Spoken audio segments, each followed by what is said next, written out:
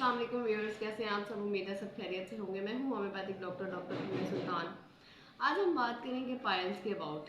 Piles क्या है, किस वजह से हो जाती है और कौन से लोग इसमें रिस्क फैक्टर पर होते हैं, इन सारी चीज़ों को देखेंगे। इसके साथ हम देखेंगे कि इसमें कौन सी होम्योपैथिक मेडिसिन यूज़ की जा सकती हैं और इनके जो रिजल्ट हैं वो बहुत जल्द गेन किए जा सकते हैं। फिर हम कुछ होम रेमेडीज़ की भी बात करेंगे इसमें। आइए शुरू करते हैं। सबसे पहले हम देखते हैं कि पाइल्स की मेन रीज़न क्या है। पाइल्स क्या है और इसकी मेन रीज़न क्या है। पाइल्स बेसिकली ऐसा मसला है जिसमें रेक्टम के गिर्द मौजूद वेन्स जो हैं वो लटक जाती हैं या सूज जाती हैं। समटाइम्स वो जो मकद है उससे बाहर की तरफ हो जाती हैं, बाहर की तरफ निकल आती हैं, या समटाइम्स वो अंदर की तरफ रहती हैं। जो बाहर की तरफ होती हैं उनको एक्सटर्नल पाइल्स बोलते हैं और जो अंदर की तरफ होती हैं उसको इंटरनल पाइल्स बोलते हैं। पाइल्स एक पेनफुल कंडीशन है जिसमें एक पेशेंट जो है वो दर्द और तकलीफ़ से गुज़र रहा होता है। बहुत उसको तकलीफ़ का सामना करना पड़ता है, इरिटेशन भी होती है पेशेंट के अंदर और वो समटाइम्स इतना बेयर नहीं कर पा रहा होता उसको, लेकिन फिर भी ये एक ऐसी कंडीशन है जिसको बेयर करना पड़ता है अगर ये आपको हो जाए। तो हम देखते हैं कि पाइल्स की रीज़न क्या है। पाइल्स की जो रीज़न है, जिसमें हम सबसे पहली रीज़न अगर देखें तो इसमें नो डाउट कॉन्स्टिपेशन जो है पाइल्स की सबसे पहली रीज़न आती है। अगर कोई पर्सन ऐसा है जिसको बड़े अरसे से कॉन्स्टिपेशन का मसला चला आ रहा है और वो इसको ट्रीट नहीं करवा रहा, इसको बाकायदा तौर पे ट्रीट नहीं किया जा रहा या इसका एक सही ट्रीटमेंट नहीं लिया जा रहा, तो ये आगे चल के पाइल्स, फिशर और फिस्टुला जैसे मसाइल जो है वो पैदा कर सकती है। कॉन्स्टिपेशन को अवॉइड करना चाहिए, कॉन्स्टिपेशन से बचना चाहिए और कॉन्स्टिपेशन को ख़त्म करने की अगर ये आपको हो जाए तो इसको ख़त्म करने की जल्द से जल्द कोशिश करनी चाहिए। फिर इसके साथ हम देखते हैं कि हमारा जो लाइफस्टाइल है वो बिल्कुल उलट है उस लाइफस्टाइल के जो हमें कुदरत ने कहा है, जो हमें हमारा नेचर कहता है, जिस पर हम डिपेंड करते हैं कि हमारी बॉडी जो है वो सही तरीके से वर्क करे। उसके बाद हम देखते हैं कि हमारा वाटर इनटेक बिल्कुल भी सही नहीं है। हमें 8 से 10 गिलास जो है वो पानी के डेली बेसिस पे पीने चाहिए, लेकिन हम इतना पानी नहीं पीते। अनफॉर्चुनेटली हमारा जो डेली रूटीन है उसमें वॉक करना, एक्सरसाइज करना, ये सारी चीज़ें भी शामिल नहीं है, जिसकी वजह से भी हम पाइल्स का शिकार हो सकते हैं। फिर हम बहुत ज़्यादा हैवी फूड खाते हैं, फास्ट फूड हो गया, उसमें जंक फूड हो गया। ये हैवी फूड इसलिए क्योंकि ये हजम होने में बहुत टाइम लगाते हैं।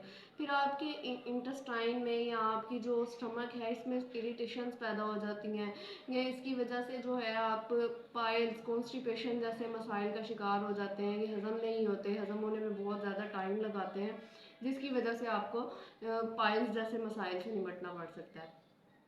फिर हम इसमें देखते हैं कि कुछ मेडिसन्स का रिएक्शन भी सामने आ जाता है पाइल्स की सूरत में। कुछ ऐसी मेडिसन्स जो बहुत हैवी हों, जिनमें स्टीरॉयड्स हों और बहुत लंबे अरसे तक किसी पर्सन को यूज़ करनी पड़ रही हों, तो उसके रिजल्ट में भी पाइल्स या कॉन्स्टिपेशन जैसे मसाइल जो है वो सामने आ सकते हैं। फिर सबसे बड़ा मसला किसी पर्सन का या किसी कॉन्स्टिपेशन वाले पेशेंट का ये है कि अगर वो स्टूल पास करते वक्त बहुत ज़्यादा ज़ोर लगा रहा है, स्ट्रेन दे रहा है अपने मसल्स पे, तो उसकी वजह से भी वो पाइल्स का शिकार हो सकता है। क्योंकि वेन्स हैं यहाँ पर, बहुत नाजुक वेन्स होती हैं।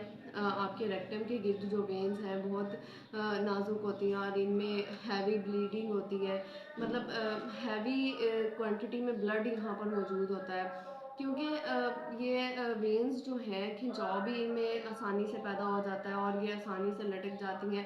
यहाँ के मसल्स एक्टिव रहते हैं और अच्छे तरीके से काम करते हैं। तो हमें ये सारी चीज़ें देखनी चाहिए, हमें ये सारी चीज़ें अपने माइंड में रखनी चाहिए कि कहीं आप कॉन्स्टिपेशन का शिकार तो नहीं हो रहे। सबसे पहले आप ये देखें, अगर आप कॉन्स्टिपेशन का शिकार हो रहे हैं तो वहाँ पर ही खुद को कंट्रोल करें। अगर आप कॉन्स्टिपेशन से नहीं निपट सकते या आप इस बीमारी से निकल नहीं सकते जल्द अज जल्द, तो आप पाइल्स जैसे मसले का शिकार बहुत आसानी से हो सकते हैं, या आप खुद को रिस्क फैक्टर पर्सन समझ सकते हैं कि आप पाइल्स के नज़दीक तरीन हैं।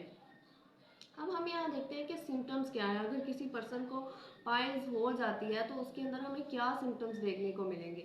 सबसे पहली बात तो ये कि उसे कॉन्स्टिपेशन होगी, फिर उसे ऐसे फील होगा जैसे उसे कुछ चुभ रहा है, या उसे कुछ चुभने वाली पेन या दर्द जो है वो बनी रहेगी सारा दिन, और स्पेशली स्टूल पास करने के बाद या स्टूल पास करते वक्त पेन होगी, और फिर उसकी वेन्स जो है वो फूली हुई या स्वेलिंग जो है वो उसको रेक्टम के गिर्द फील होगी, और उस स्वेलिंग की वजह से या उसको मोशन पास करने के बाद ब्लीडिंग हो सकती है या ब्लीडिंग की वजह से दर्द हो सकती है। इस तरह की जो प्रॉब्लम्स हैं ये आम देखने को नज़र आएंगी। फिर कॉन्स्टिपेशन का शिकार ये पेशेंट्स बहुत ज़्यादा होते हैं। पाइल्स के अंदर जो है बहुत इरिटेशन होती है पेशेंट को। फिर हम यहाँ देखते हैं कि ऐसे पर्सनस जिनको वेट लिफ्टिंग का बहुत शौक है, जो जिम करते हैं, एक्सरसाइज कुछ हैवी एक्सरसाइज करते हैं। अब नॉर्मल एक्सरसाइज करें वो तो बहुत ज़रूरी है, कुछ हैवी वेट लिफ्टिंग जो है वो इंसान के बॉडी के मसल्स को कुछ ज़्यादा तनाव का शिकार कर देते हैं कि मसल्स जो है वो अपने काम प्रॉपर तरीके से नहीं कर पाते, तो इसकी वजह से भी पर्सन पाइल्स का शिकार हो सकते हैं। होम्योपैथिक मेडिसिन की हम यहाँ पर बात करेंगे कि कौन सी मेडिसिन यूज़ करके अकॉर्डिंग टू देयर सिम्टम्स हम पेशेंट को जल्द से जल्द रिकवर कर सकते हैं। उसमें हम देखते हैं कि हेमामेलिस मदर टिंचर फॉर्म में हम यूज़ करवाएंगे इस तरह के पेशेंट को जिसको ब्लड ड्रॉप ड्रॉप करके आता होगा और बहुत चमकदार होगा। दिन में 3 से 4 बार इसके 10-10 कतरे यूज़ करवाएंगे, इंशाल्लाह बहुत जल्द और बहुत अच्छे रिजल्ट्स देखने को मिलेंगे। नेक्स्ट मेडिसिन जिसकी हम बात करेंगे वो है एस्कुलस हिप। एस्कुलस हिप भी हम मदर टिंचर फॉर्म में यूज़ करवाएंगे पेशेंट को। इस तरह के पेशेंट्स में स्टूल पास करने के बाद दर्द और तकलीफ का एहसास जो है वो बना रहता है और सारा दिन के लिए बना रहता है। थोड़े वक्त के बाद आहिस्ता आहिस्ता पेन बढ़ती है और फिर बहुत टाइम के बाद जाके पेन कम होना शुरू होती है और ख़त्म होती है। और उसके बाद नेक्स्ट जब ही वो पेशेंट स्टूल पास करता है उसके फिर बाद उसको दोबारा से जो पेन है वो स्टार्ट हो जाती है, स्वेलिंग होती है रेक्टम के गिर्द, और इसके साथ मोशन स्टक होता है। बहुत ज़्यादा जोर लगाना पड़ता है, उसको एक्सर्शन देना पड़ता है या उसको स्ट्रेन देना पड़ता है, उसके बाद मोशन पास आउट होता है। इस तरह के पेशेंट्स के लिए एस्कुलस हिप बहुत अच्छा काम करती है। इसके बाद जो नेक्स्ट मेडिसिन की हम बात करेंगे वो है रिटेनिया। रिटेनिया हम 30 पोटेंसी में पेशेंट को यूज़ करवाएंगे।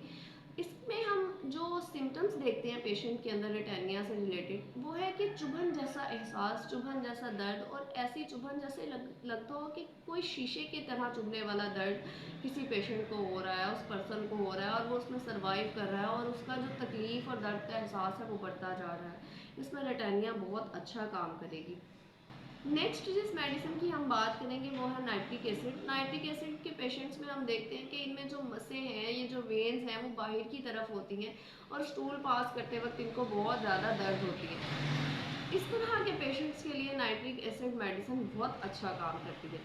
अब हम कुछ होम रेमेडीज़ की बात करेंगे तो उसमें हम देखते हैं कि हम ऐसी खुराक का या ऐसे जो हमारा रोज़मर्रा का खाना है, रूटीन का जो खाना है, उसको हम इस तरह से इस्तेमाल करेंगे कि उसमें फ़ाइबर की मिकदार ज़्यादा हो, उसमें सलाद हो, उसमें सब्जियां हो, फिर उसके साथ उसके अंदर दूध शामिल हो। तो इस तरह की खुराक जो है हमें कॉन्स्टिपेशन से बचाएगी, और अगर हम कॉन्स्टिपेशन से बचे रहेंगे तो हम पाइल्स जैसे मसले से इंशाल्लाह ज़रूर बच के रहेंगे।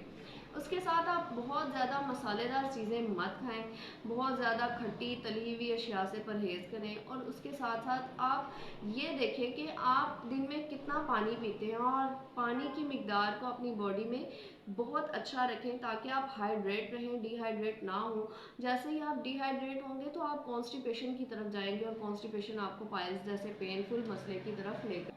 इसके साथ आप सिर्फ बात लें, होमियो की मेडिसिन है कैलेंडुला मदर टिंचर फॉर्म में, उसके 10 से 12 कतरे जो है आप एक टब में डालें, नीम गर्म पानी लें और आप उसमें जो सिड्स बात है वो लें। ये बहुत अच्छा काम करेगा, बहुत हेल्पफुल रहेगा आपके लिए।